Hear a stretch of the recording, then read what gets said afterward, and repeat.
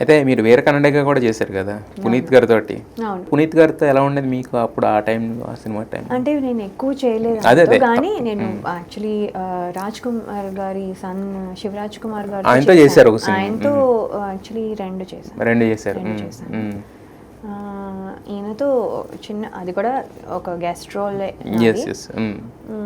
కానీ చేయడం చాలా హ్యాపీగా అనిపించింది అప్పుడు. ఆయన అంటే ఏంటండి అంటే ఎంత పెద్ద ఆర్టిస్టులు అందరూ ఎంత డౌన్ టు ఎర్త్ ఉంటారు అనేది తెలుస్తుంది. అంటే అది వెరీ ఇంపార్టెంట్. అవి నేర్చుకునే వాళ్ళం మేము కూడా. ఎంత పెద్దగా ఉన్నా మనం మంచిగా ఉండాలి, మంచిగా ఆయన మంచిగా రిసీవ్ చేసుకునే వాళ్ళు. అవన్నీ వాళ్ళకి ఎంతసేపు ఏదైనా అలా అనడానికి బట్టి అనవసరంగా ఎప్పుడూ అనేవాళ్ళు కాదు. సో చాలా బాగుండేవాళ్ళు. అండ్ నేను కొంచెము రెస్పెక్ట్ వస్తే నేను కొంచెం మాట్లాడను ఎక్కువ.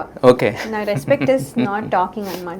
అంటే వాళ్ళు విసిగిస్తున్నానేమో అనే ఫీల్, వాళ్ళు చెప్పలేకపోతున్నారేమో వాళ్ళ, అంటే నేను మరీ సరే మీరు ఎక్స్పీరియన్స్ ఎట్లా ఉండి ఏదో తెలుసుకోవాలని ఉంటుంది, ఏదో ఒకటి అడుగుతానేమో, అప్పుడు వాళ్ళు అనవసరంగా ఇబ్బంది ఫీల్ అవుతారేమో అని క్వైట్గా ఉంటాను, ఏం మాట్లాడను.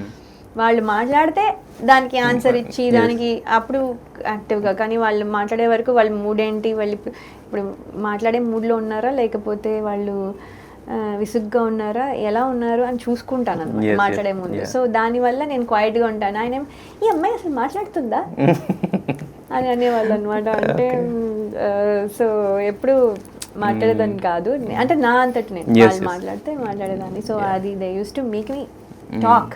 ఈ అమ్మాయి అసలు మాట్లాడితే వినాలని ఉంది, ఇది మాట్లాడు పునీత్ గారు అనేవాళ్ళు. సో అలా అనమాట.